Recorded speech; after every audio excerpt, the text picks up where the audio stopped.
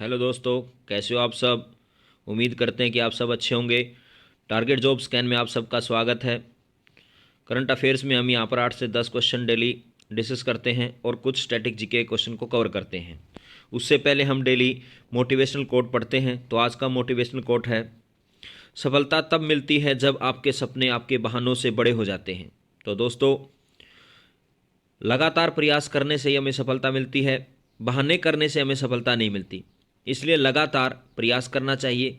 सब आलस्य छोड़ करके अपना फोकस केवल अपने लक्ष्य पर करें और उस लक्ष्य को प्राप्त करने के लिए लगातार मेहनत करें। तभी जा करके अपने माँ बाप का सपना आप पूरा कर सकते हैं। तो आइए अब बात करते हैं करंट अफेयर के बारे में। सबसे पहले बात करते हैं, ऑस्ट्रेलियन ओपन 2024 का मेंस सिंगल टाइटल किसने जीता। यानी ऑस्ट्रेलियन ओपन 2024 का मेंस सिंगल्स टाइटल किसने जीता।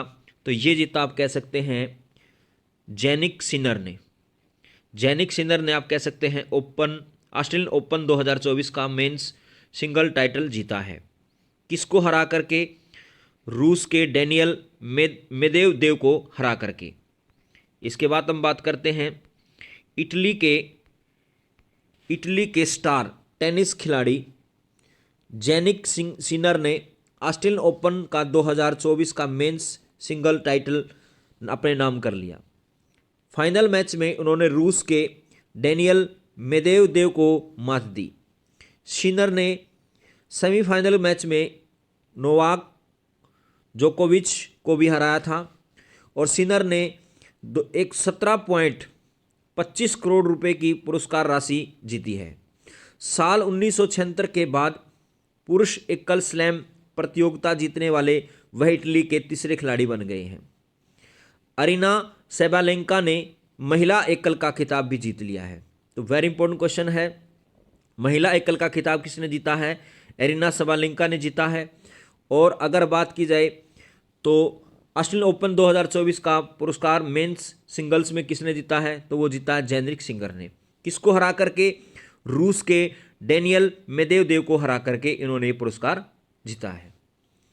इसके बाद अगर बात की जाए, टाटा ने भारत की पहली प्राइवेट हेलीकॉप्टर असेंबली लाइन स्थापित करने के लिए किसके साथ समझौता किया है? तो ये किया है एयरबेस के साथ। टाटा ने भारत की पहली प्राइवेट हेलीकॉप्टर असेंबली लाइन स्थापित करने के लिए एयरबस के साथ आप कह सकते हैं समझौता किया है। अब बात करते हैं, फ्रांस की एरोस्पेस कंपनी एयरबस टाटा के साथ मिलकर भारत की पहली निजी हेलीकॉप्टर असेंबली लाइन स्थापित करेगी। एयरबस हेलीकॉप्टर्स ने नागरिक हेलीकॉप्टरों के लिए टाटा समूह के साथ साझेदारी की घोषणा की है। एयरबस और टाटा पहले से ही भारतीय वायुसेना को 56 विमानों की आपूर्ति के लिए अनुबंधन के तहत C-295 सैन्य परिवहन विमान के लिए वडोदरा में एक FAL स्थापित कर रहे हैं। यानी पहले से ही इन दोनों के बीच समझौता चल रहा है। और फ्रांस की एरोस्पेस कंपनी का नाम क्या है? एयरबस। उसने टाटा के साथ समझौता करके भारत के साथ पहली निजी हेलीकॉप्टर असेंबली लाइन स्थापित करेगी। अब बात करते हैं नेक्स्ट, उत्तर प्रदेश की किस महिला क्रिकेटर को यूपी पुलिस में डीएसपी के पद पर नियुक्त किया है? तो ये किया है दीप्ति शर्मा को। यानी दीप्ति शर्मा जो है आगरा की रहने वाली हैं और उत्तर प्रदेश की सरकार ने उनको पुलिस में डीएसपी का पद नियुक्त किया है। अगर पूछा जाए भारतीय महिला क्रिकेट टीम की कप्तान कौन है, तो हरमनप्रीत कौर हैं जो पंजाब से रहने वाली हैं। उसके बाद अगर बात की जाए नेक्स्ट, भारतीय स्टार महिला क्रिकेटर दीप्ति शर्मा को यूपी पुलिस में डीएसपी के पद पर नियुक्त किया गया। मुख्यमंत्री योगी आदित्यनाथ ने ज्वाइनिंग लेटर के साथ दीप्ति शर्मा को 3 करोड़ रुपए का चेक भी दिया। और आगरा की रहने वाली दीप्ति शर्मा ने एशियन गेम में भारत को स्वर्ण पदक दिलाने में अहम भूमिका निभाई थी। दिसंबर 2023 में दीप्ति शर्मा पहली बार ICC player of the month का अवार्ड भी जीत चुकी हैं। बिल्कुल इंपॉर्टेंट क्वेश्चन है। दिसंबर 2023 में ICC player of the month किसे घोषित किया गया है? महिला वर्ग के अंदर तो दीप्ति शर्मा को, और पुरुष वर्ग के अंदर बात की जाए तो पैट कमिंस को घोषित किया गया, जो ऑस्ट्रेलिया के कप्तान हैं। और यहां पर दीप्ति शर्मा को यूपी पुलिस में डीएसपी के पद पर नियुक्त किया गया है। इसके बाद अगर बात की जाए फर्स्ट क्लास क्रिकेट में सबसे तेज 13 शतक लगाने वाले बल्लेबाज कौन बने हैं, तो उनका नाम है तन्मय अग्रवाल। तन्मय अग्रवाल जो है फर्स्ट क्लास क्रिकेट में सबसे तेज 13 शतक लगाने वाले बल्लेबाज बन गए हैं। हैदराबाद के क्रिकेटर तन्मय अग्रवाल ने इतिहास रचते हुए फर्स्ट क्लास क्रिकेट में सबसे तेज 13 शतक लगाने वाले बल्लेबाज बन गए। तन्मय अग्रवाल ने हैदराबाद में हैदरा बनाम अरुणाचल प्रदेश के रणजी ट्रॉफी में जो 2023-2024 प्लेट ग्रुप गेम्स के दौरान यह उपलब्धि हासिल की।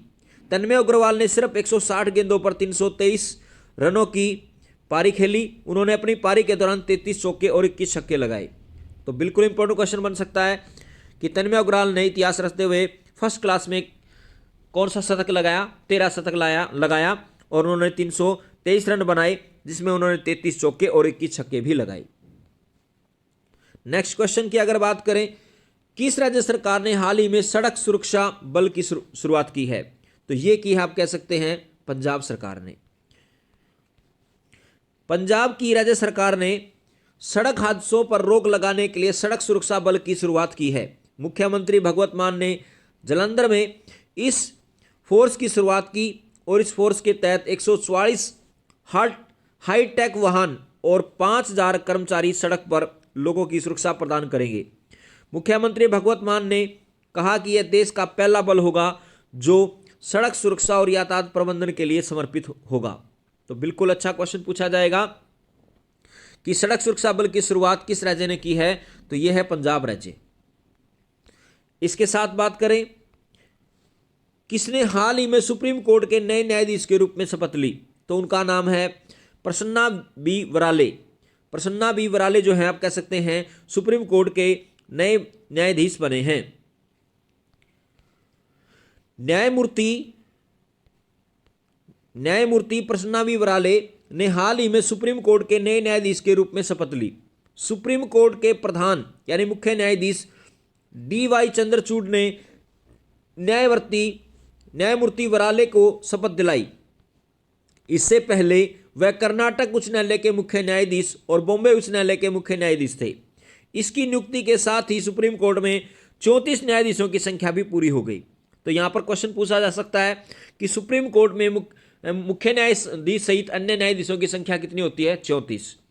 और अभी जो नियुक्त किए गए हैं नए न्यायाधीश नियुक्त किए गए उनका नाम क्या है, प्रसन्ना बी वराले। और इससे पहले वो कहां पर कार्यरत थे, तो वो थे आप कह सकते हैं कर्नाटक उच्च न्यायालय के मुख्य न्यायाधीश और बॉम्बे उच्च न्यायालय के न्यायाधीश के रूप में भी काम कर चुके हैं।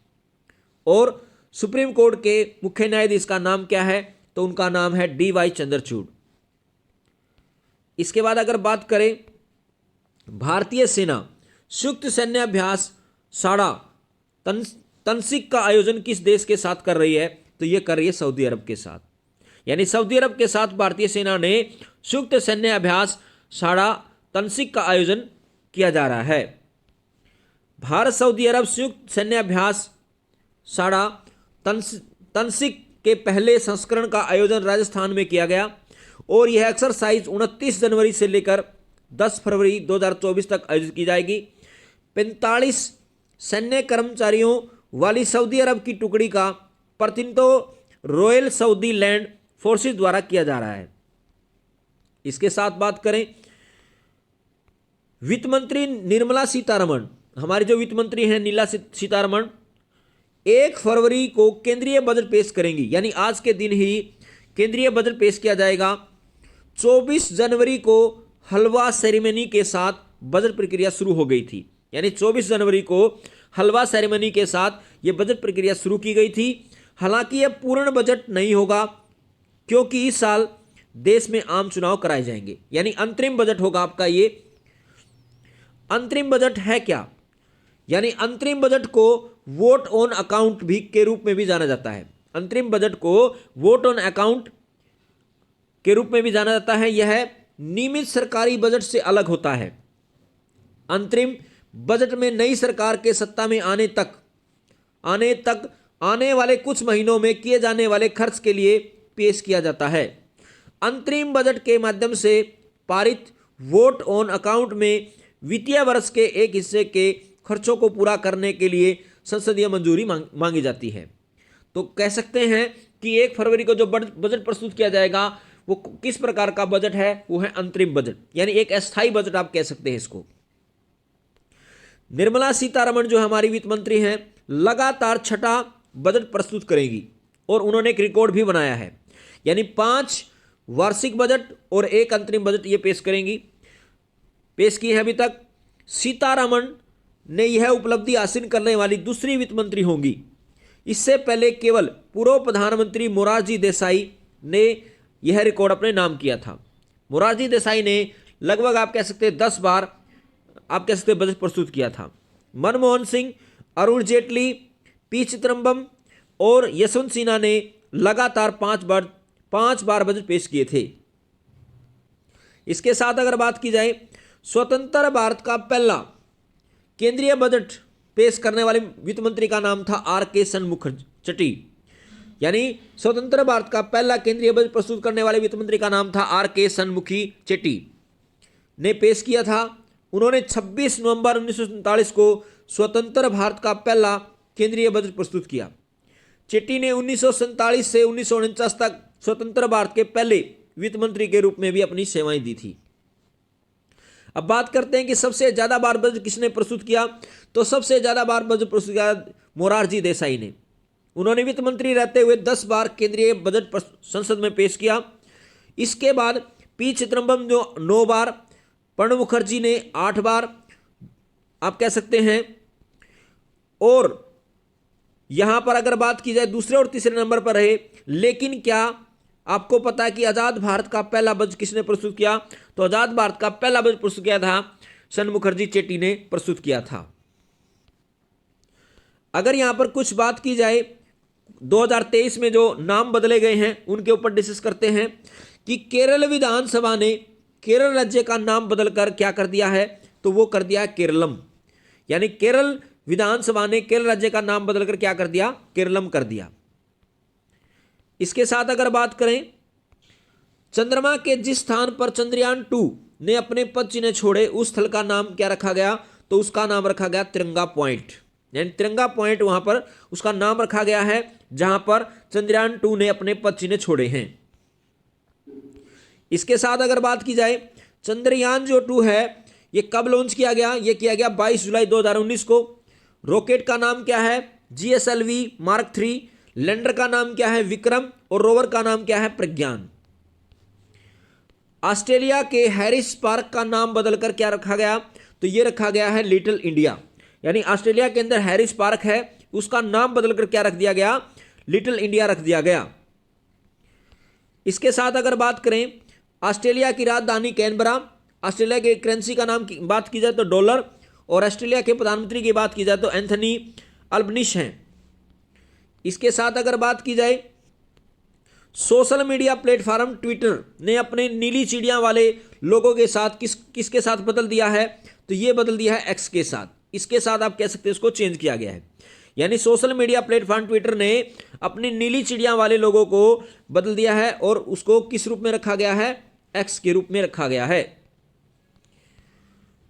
ट्विटर की स्थापना की अगर बात की जाए तो 21 मार्च 2006 को हुई। मुख्यालय इसका कैलिफोर्निया USA के अंदर है और CEO इसके हैं लिंडा याक्रिनो। लिंडा याक्रिनो जो आप कह सकते हैं इसके CEO हैं। चंद्रमा पर चंद्रयान 3 के लैंडिंग स्थल को किस नाम से जाना जाता है, तो उसका नाम है शिव शक्ति पॉइंट, यानी चंद्रमा पर चंद्रयान 3 के लैंडिंग स्थल को किस नाम से जाना गया, तो शिव शक्ति बिंदु के नाम से या पॉइंट के नाम से जाना गया। वर्ष 2022 के लिए इंदिरा गांधी शांति पुरस्कार से किसे सम्मानित किया गया, यानी 2022 और 2023 में कुछ पुरस्कार दिए गए, उनसे संबंधित बात करते हैं। तो वर्ष 2022 के लिए इंदिरा गांधी शांति पुरस्कार किसे सम्मानित किया गया, तो यह किया गया भारतीय प्रशिक्षित नर्स एसोसिएशन और इंडियन मेडिकल एसोसिएशन, यानी दोनों को संयुक्त रूप से 2022 के लिए इंदिरा गांधी शांति पुरस्कार से सम्मानित किया गया। इसके साथ बात करते हैं, इंदिरा गांधी शांति पुरस्कार जो है आप कह सकते हैं इसकी स्थापना 1986 में हुई। इंदिरा गांधी मेमोरियल ट्रस्ट द्वारा की गई। यह पुरस्कार उन व्यक्तियों या संगठनों को दिया जाता है जो अंतर्राष्ट्रीय शांति और विकास सुनिश्चित करने के लिए काम करते हैं। अगर बात की जाए 2023 का नोबेल शांति का पुरस्कार किसे सम्मानित किया गया, तो यह किया गया नरगिस मोहम्मदी, जो ईरान की रहने वाली महिला हैं, उनको दिया गया। यानी नोबेल शांति पुरस्कार 2023 से किसे सम्मानित किया गया? नरगिस मोहम्मदी, ईरान की जो महिला, उनको सम्मानित किया गया। क्यों दिया गया? क्योंकि ईरान की महिलाओं के उत्पीड़न के खिलाफ उनकी लड़ाई और मानवाधिकार और स्वतंत्रता को बढ़ाने के लिए दिया गया। क्योंकि इन्होंने ईरान की महिलाओं का जो यौन शोषण हो रहा था उसके खिलाफ आवाज उठाई और साथ में मानवाधिकार और स्वतंत्रता को बढ़ावा देने के लिए उन्होंने आवाज उठाई। नोबेल शांति पुरस्कार नॉर्वे की संसद द्वारा चुनी गई 5 सदस्यीय समिति द्वारा प्रदान किया जाता है। और कई बार पूछा जाता है कि नॉर्वे की संसद का नाम क्या है, तो आप बोल सकते हैं स्टोर्टिंग, या आप कह सकते हैं नॉर्वे की संसद का नाम है। इसके बाद अगर बात की जाए प्रतिष्ठित शास्त्रा रामानुजन पुरस्कार 2023 से किसे सम्मानित किया गया, तो यह किया गया रुई किसियांग झांग को आप कह सकते हैं रामानुजन पुरस्कार दिया गया, जो आप कह सकते हैं किसके क्षेत्र में दिया जाता है? मैथमेटिक्स के क्षेत्र में दिया जाता है, गणित के क्षेत्र में दिया जाता है। शास्त्रा रामानुजन पुरस्कार प्रतिवर्ष गणित के क्षेत्र में उत्कृष्ट योगदान देने वाले व्यक्तियों को दिया जाता है और 32 वर्ष और उससे कम आयु के व्यक्तियों को ही यह पुरस्कार दिया जाता है। यानी उसके अंदर आयु की भी आप कह सकते हैं सीमा होती है, यानी 32 वर्ष और उससे कम आयु के व्यक्ति जो होते हैं उनको यह पुरस्कार दिया जाता है। सत्यजीत रे लाइफ टाइम अचीवमेंट पुरस्कार 2023 से किसे सम्मानित किया गया, तो यह किया गया माइकल डगलस को सत्यजीत रे लाइफ टाइम अचीवमेंट पुरस्कार दिया गया। माइकल डगलस अमेरिकी अभिनेता और फिल्म निर्माता हैं और यह पुरस्कार दिया जाता है सिनेमा के अंतर्गत।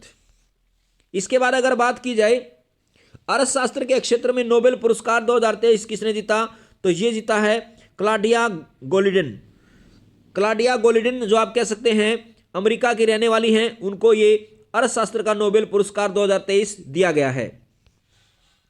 क्यों मिला इनको? क्योंकि हार्वर्ड जो आप कह सकते हैं विश्वविद्यालय है कि प्रोफेसर क्लॉडिया गोल्डिन को श्रम बाजार में स्त्री पुरुष के बीच भेदभाव संबंधी समझ को बेहतर बनाने के लिए अर्थशास्त्र का नोबेल पुरस्कार दिया गया। यानी हार्वर्ड के अंदर आप कह सकते हैं ये प्रोफेसर हैं क्लॉडिया गोल्डिन को, इन्होंने श्रम बाजार में स्त्री और पुरुष के बीच भेदभाव को समाप्त करके उनको अच्छे ढंग से आप कह सकते हैं समान वेतन और समान अधिकार दिलाने के लिए उनको यह पुरस्कार दिया गया। अर्थशास्त्र का नोबेल पुरस्कार the royal Swedish academy of sciences के द्वारा दिया जाता है, यानी स्वीडन के द्वारा दिया जाता है। जबकि शांति का जो पुरस्कार है, शांति का जो नोबेल पुरस्कार है, वो नॉर्वे की सरकार के द्वारा दिया जाता है। इसके साथ अगर बात की जाए तो दोस्तों, अगर आपको ये वीडियो अच्छी लगी हो तो आप इसे लाइक करें, हमारे चैनल को सब्सक्राइब करें, ज़्यादा से ज़्यादा शेयर करें और अपने माता पिता का सम्मान करें, देश के जवानों का सम्मान करें। हमेशा खुश रहें, मुस्कुराते रहें। धन्यवाद।